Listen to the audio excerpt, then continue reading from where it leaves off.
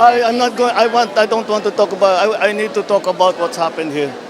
Maraming nagsasabi, nababasa ko sa dyaryo, nababasa ko, naririnig ko sa radyo, television, nasa na mga flood control. Nandyan ang mga flood control na overwhelm lang. Kausapin nyo yung mga tao.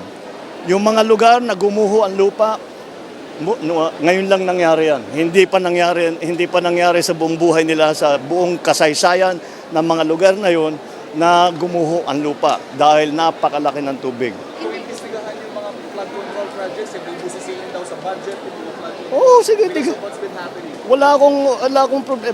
But also they have to realize there are two sides to this. Sinasabi yung flood control, talagang nang-overwhelm ang flood control natin. May flood control tayo, hindi kaya. Hindi lamang yung budget, kung ano yung science. What's the science? Follow the science. See what's happening. Kaya gagawin natin, babaguhin natin ang mga design, patitibayan natin yung mga infrastructure, mga flood control, yung mga slope protection, pati yung mga tulay. Lahat yan, kailangan natin baguhin, tignan natin na mas magandang design. And again, it's climate change. It's something that never happened before. And it is something that we have to deal with. There's no other way. It's something that we have to deal with. We have to be smarter. We have to be more technologically aware of what is available so that we can reduce the effects.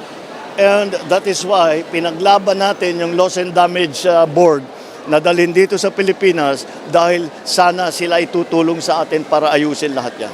Okay? Thank you. 150 dead, sir. I Are you know. satisfied with how we responded with Typhoon Christine? I'll tell you the truth. It's never enough. It's never enough. I wish we could do more. We're doing everything that we can. But, when you lose a life, you lose a life.